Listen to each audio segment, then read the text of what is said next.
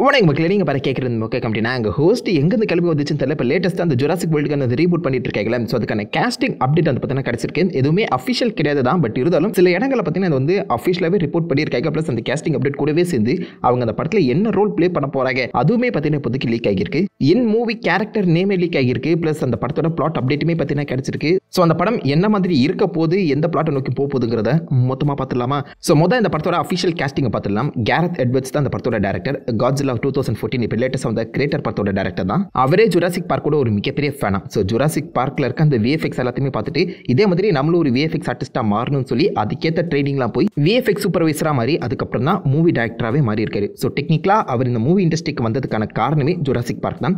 அவர் ஆக்சுவலாக கிரேட்டர் படம் எடுத்து முடிச்சுட்டு ஒரு 2 இயர்ஸ் நான் வந்து சும்மா இருக்க போகிறேன், என் மைண்ட் வந்து ரிலாக்ஸ் பண்ணிக்க போகிறேன், நான் ஒரு ரெஸ்ட் எடுத்துகிட்டு வரேன் அப்படிங்கிற மாதிரி ஒரு பிளானில் இருந்தாராம். பட் ஜுராசிக் வேர்ல்டோட அந்த ரீபூட் இவர் கையில் கிடைக்க போதுன்னு தெரிஞ்ச உடனே அந்த எல்லா ரெஸ்ட்டையுமே தூக்கி போட்டுட்டு தக்காளி இந்த படத்தை நான் பயங்கரமாக கொடுக்க போகிறேன் அப்படிங்கிற ஒரு முடிவடியாக பற்றி நான் இறக்கியிருக்காரு.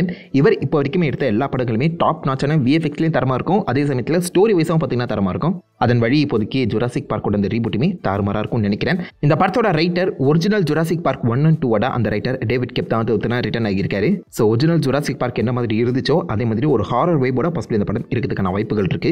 டேரக்டர் ரைட்டர் தரமான கேஸ்டிங். அதை தொடர்ந்து இந்த படத்தில் யார் மெயின் லீட் ப்ளே பண்ண போறாங்கன்னு சொல்லி ரொம்ப நாளாக ஒரு ரூம் சுற்றிட்டு இருந்துச்சு. அது இப்போ 99% கன்ஃபார்ம் பண்ணிடலாம்னு நினைக்கிறேன். நம்ம ஸ்கார்லெட் ஜோஹான்சன் தான் இந்த படத்தில் கோரா வேலங்கோவா அப்படிங்கிற மாதிரி ஒரு ரஷ்யன் ஸ்பையா நடிக்கிற மாதிரி ஒரு ரூம் சுற்றிட்டு இருக்கேன். இந்த படத்தோட மெயின் லீடாகவும் அவங்க தான் இருக்க போறாங்க. அண்ட் இந்த படத்தில் அவங்க ஒரு மர்சனரி ரோல் ப்ளே பண்ற மாதிரியும் அந்த ரிப்போர்ட் சொல்லுது.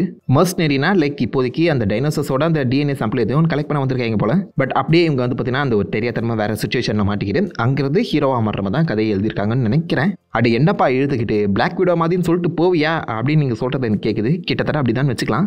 லைக் நல்லா தான் இருக்கும், அது ஒரு கொஞ்சம் வித்தியாசமாகவே இருக்கும். ஸோ பாப்பா அந்த என்ன மாதிரி புல் ஆஃப் பண்ண போகிறாங்கன்னு. அண்ட் இவங்களை சுற்றி தான் நிறைய ஆக்ஷன் சீக்வன்ஸும் இருக்க மாதிரியும் பேசிட்டு இருக்காங்க. கேரத் எட்வர்ட்ஸ் ஹியூமன் எமோஷன்ஸை சூப்பராக ஹேண்டில் பண்ணுறவர். ஸோ அதன்படி பார்க்கும்போது பர்ஸ்ஃபுல்லி இந்த படத்தில் ஒரு ஒன் ஆஃப் த ஃபேவரட் கேரக்டராக ஸ்கார்லெட் ஜோஹான்சன் மாறதுக்கான வாய்ப்புகள் அதிகம். ஸ்கார்லெட் ஜோஹான்சன் மெயின் லீடுன்னு வரும்போதே நிறைய பேர் வந்து பார்த்தீங்கன்னா பேச ஆரம்பிச்சிட்டாங்க, இதுவுமே ஒரு ஃபீமேல் லீடு பாலிடிக்ஸ் மூவியாடா அந்த மாதிரி குப்பையாக தான் இருக்க போதான்னு. பட் ஸ்கார்லெட் ஜோஹான்சனுங்க அவங்க அப்பியரான அந்த ஃபீமேல் லீட் மூவிஸ் எல்லாமே கொஞ்சம் ஒரு ரொம்ப ஸ்ட்ராங்கான மூவிஸாக தான் இருக்கும். ஸோ ஸ்ட்ராங் ஃபீமேல் லீட் கேரக்டர்ஸாக வந்து பார்த்தீங்கன்னா காமிச்சிருப்பாங்க. ஸோ அதன்படி எனக்கு அந்த கேரக்டர் ஆக்ட்ரஸ் மேலே நம்பிக்கை இருக்கு.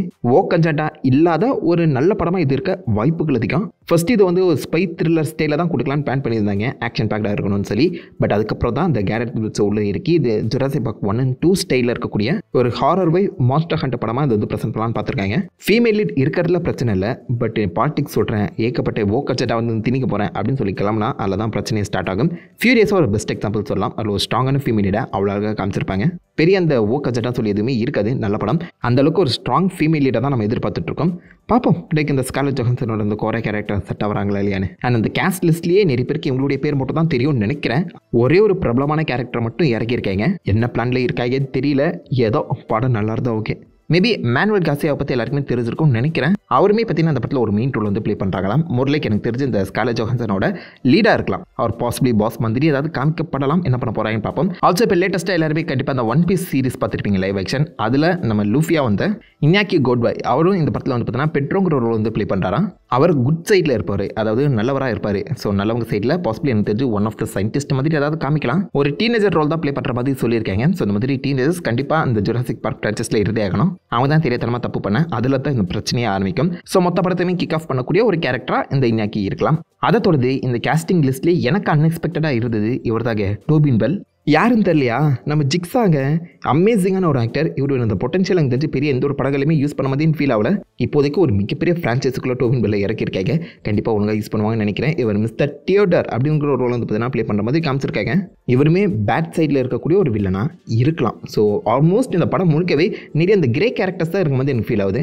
இதே மாதிரி ஏகப்பட்ட ஆக்டர்ஸ் வந்து பார்த்தீங்கன்னா இந்த படத்தில் இருக்க போகிறத வந்து இப்போதைக்கு கிட்டத்தட்ட கன்ஃபார்ம் பண்ணியிருக்காங்க தான். பட் இது எதுவுமே வந்து பார்த்தீங்கன்னா ஸ்டூடியோ சைட்லேருந்து அஃபிஷியலாக கன்ஃபார்ம் ஆகாத அந்த சமயத்தில் ஸ்டில் இதில் நிறைய கேஸ்டிங் மாற்றப்படலாம். பட் கிட்டத்தட்ட நம்ம ஸ்கார்லெட் ஜோஹான்சன் இந்த படத்தில் வரப்போகிறது 99% கன்ஃபார்ம் சொல்லிக்கலாம். படத்தோட கதை ஸ்ட்ராங்காக இருந்தால் ஓகே. அண்ட் படம் வந்து பார்த்தீங்கன்னா ஆல்மோஸ்ட் லைக் ஒரு ஃபியூச்சர் செட்டிங்கில் தான் இருக்க போதுன்னு சொல்லியிருக்காங்க. ரொம்ப ஃபியூச்சர் கிடையாது. இப்போதைக்கு ஜுராசிக் வேர்ல்ட் டொமினியனில் ஆல்மோஸ்ட் எல்லா டைனோசருமே உலகம் முழுக்க பரவி இருக்க மாதிரி தான் காமிக்கப்பட்டிருக்கும். ஸோ மனிதர்களும் டைனோசரும் ஆல்மோஸ்ட் சேம் இயர்த்தை வந்து பார்த்தீங்கன்னா பங்கிட்டு இருக்காங்க. 2 பேரும் ஒன்றா தான் வாழ்ந்தாங்கங்கிற ஒரு சுச்சுவேஷன் ஏற்பட்டிருக்கேன். இந்த இடத்துல அந்த படத்தோட எண்ணில் நீங்கள் பார்த்துருக்கலாம். ஏகப்பட்ட பிளாக் மார்க்கெட் சேலுங்கிறது நடந்திருக்கும். மெயின் ஸ்டோரியை தாண்டி இந்த டைனோசர்ஸை கடத்தி அவங்க பிளாக் மார்க்கெட்டில் பார்த்தீங்கன்னா வித்துட்டு இருப்பாங்க. டைனோசர்ஸ்குள்ளேயே சண்டை போடுற மாதிரி நிறைய அந்த அண்டர் கிரவுண்ட் வேலைகள்லாம் நடந்துட்டு இருக்கும். அதில் தான் ஸ்டோரி கிக் ஆஃப் ஆகும். அதுவுமே ரொம்ப ரேரான ஒரு டைனோசர் பார்த்தீங்கன்னா ஒருத்தர்கிட்ட கிடச்சிருமா, அதை எடுக்கிறது தான் போட்டியாக இருக்குங்கிற மாதிரி இந்த பிளாட் வந்து சொல்லப்படுது. இந்த படத்துக்கு இப்போதைக்கு ஜுராசிக் வேர்ல்டுன்னு இல்லாமல் ஜுராசிக் சிட்டிங்கிறதான் டைட்டில் கொடுக்க போகிற மாதிரி பேசிகிட்டு இருக்காங்க. அதாவது மொத்த வேர்ல்டுமே அவங்க கணக்கில் எடுக்காமல் ஜஸ்ட் ஒரு சிட்டிக்குள்ளே நடக்கிற ஸ்டோரியை தான் வந்து கொடுக்க போகிறாங்களாம். ஜுராசிக் பார்க் ஸ்டைலே ஒரு கன்ஃபைன்டான ஸ்டோரியாக தான் இது இருக்குங்கிற மாதிரி ஆல்ரெடி மென்ஷன் பண்ணியிருந்தாங்க. அதுக்கேற்ற மாதிரி இப்போதைக்கு கிடச்சிருக்க அந்த பிளாட் லீக் படி பார்க்கும்போது நம்ம ஸ்கார்லெட் ஜோஹன்சன் ஒரு மர்சனரியா வந்து அந்த ரேரான டைனோசரை தூக்க ட்ரை பண்ணலாம், இல்லை அதோடைய DNA எடுக்க ட்ரை பண்ண அதில் ஒரு பிஸ்ரு தட்டி பாசிபிளி அங்கிருந்து கதை கண்டினியூ ஆகிற மாதிரி ஏதாச்சும் ஒன்று டெவலப் பண்ணலாம். இந்த படம் எந்த சிட்டியில் நடக்கிறதுங்கிறது இப்போதைக்கு கன்ஃபார்ம் செய்யப்படல. பட் நிறைய முறை நம்ம நியூயார்க் சிட்டியை சுற்றி இந்த டைனோசர்ஸ் இருக்கிறத பார்த்துருக்கோம். ஸோ அப்படியே கொஞ்சம் இந்த பக்கம் டோக்கியோ இல்லைனா பாசிபிளி ரஷ்யன் சைடில் ஏதாவது சிட்டி வந்து பார்த்தீங்கன்னா அவங்க டார்கெட் பண்ணி அங்கேருந்து கதை போச்சுன்னா இன்னும் பெட்டராக இருக்கும்னு தோணுது. டிஃப்ரெண்ட்டான ஒரு டெரெயினில் டைனோசர்ஸ் இருக்கிறத பார்க்கும்போது அது கொஞ்சம் வித்தியாசமாக தான் இருக்கும். பாப்பம் பண்ணுறாங்களா இல்லையான்னு. இதுக்கு நடுவில் டைனோசர்ஸ் வந்து பார்த்தீங்கன்னா ஸ்பேஸுக்கு அனுப்புகிற மாதிரியும் கதைகள் பார்த்தீங்கன்னா எழுதப்பட்டிருந்துச்சா. லைக் இந்த டைனோசர் DNAவை எடுத்து ஸ்பேஸ் ஸ்டேஷனில் வந்து ரிசர்ச் பண்ணிட்டு இருக்கேன். அங்கே ஏலியன் ஸ்டைலில் பார்த்தீங்கன்னா ஒரு டைனோசர் இவங்க எல்லாருமே ஹண்ட் பண்ணுற மாதிரி கதை வந்து பிளான் பண்ணிட்டு இருக்காங்க. பட் ஸ்பேஸ் டைனோசர்ஸ் ஒரு கட்டத்தில் வந்து பார்த்தீங்கன்னா பேச்சு அடிப்பட்டு தான் இருந்திருக்கு போல. அதுக்கான லிக்குமே கிடச்சிருக்கு. ஒருவேளை இது ரொம்ப ஃபியூச்சரிஸ்டிக் செட்டிங்காக போய் வேற ஒரு இடத்துல வேற ஒரு கிரகத்தில் நடக்கிற ஸ்டோரி பற்றி ப்ரெசென்ட் பண்ண போகிறாங்களோ அதுக்கான வாய்ப்புகளும் இருக்க தான் செய்யுது. சொல்ல முடியாது. எத்தனை வாட்டிடா எர்த்துக்குள்ளே நின்று ஜுராசிக் வேர்ல்டுன்னு சொல்லி குப்பை கொட்டிட்டு இருக்கிறது, ஸ்பேஸுக்கு போகடா, வேற ஒரு கிரகத்துக்கு போகடா அப்படிங்கிற மாதிரி கூட அவங்க கதையை சொல்லாங்க. இவங்க என்ன தான் பண்ண போகிறாங்கன்னு பொறுத்து வந்து படம் பார்த்தா தெரிஞ்சுக்கணும். டொமினியன் அண்ட் ஜுராசிக் வேர்ல்டு 2 வந்து பார்த்தீங்கன்னா நிறைய பேருக்கு ஃபேவரட்டாகவே அமையல. அதில் நிறைய விஷயங்களை பார்த்தீங்கன்னா சொதப்பியிருந்தாங்க. அதுவும் டொமினியனில் லிட்டரலி டைனோசர்ஸ் வந்து பார்த்தீங்கன்னா ஒரு ஜூனியர் ஆர்டிஸ்ட் தான் யூஸ் பண்ணியிருந்தாங்க.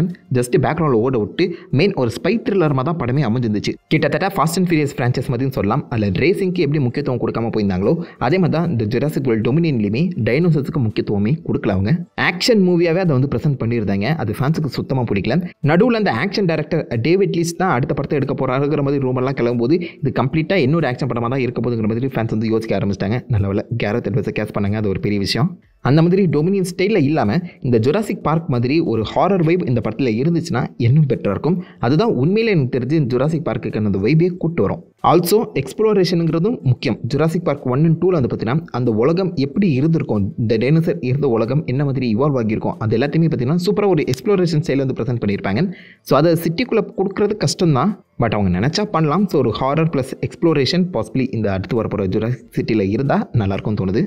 ஏதோங்க எனக்கு கேரத் எட்வர்ட்ஸ் மேலே நம்பிக்கை இருக்கேன். அவர் இந்த மாதிரி நிறைய சைஃபை எலிமெண்ட்ஸ் அண்ட் மாஸ்டர் எலிமெண்ட்ஸை பார்த்தீங்கன்னா சூப்பராக ஹேண்டில் பண்ணுறவர். அண்ட் கொஞ்சம் டார்க்காகவும் பார்த்தீங்கன்னா அவருடைய இந்த ப்ரெசன்டேஷன் இருக்கும். ஸோ அதன்படி original writer plus Gareth Edwards ஒன்றா சேருவது பட்டாசான ஒரு ஜுராசிக் வேர்ல்ட் ரீபூட்டுங்கிறது நடக்க தான் போதுன்னு நம்புகிறேன். ஸோ நீங்கள் என்ன நினைக்கிறீங்க இந்த ரீபூட்டை பற்றி? ஸ்கார்லெட் ஜோஹன்சன் அந்த ஃபீமேல் லீடு, அதே மாதிரி ஆப்வியஸ் அந்த பிளாட் லீக்கை பற்றி உங்கள் தாட்ஸ் எல்லாத்தையுமே மறக்காம கீழே காமெண்ட் பண்ணிட்டு இந்த படம் எப்படி இருந்தால் நல்லாயிருக்கும் அதேமாதிரி சொல்லிட்டு போங்க. நான் உங்களை நல்ல ஒரு ஆசமான விடையில மீட் பண்ணுறேன். எதிர்க்கும் ஹேஃபன் கைஸ் வட்ட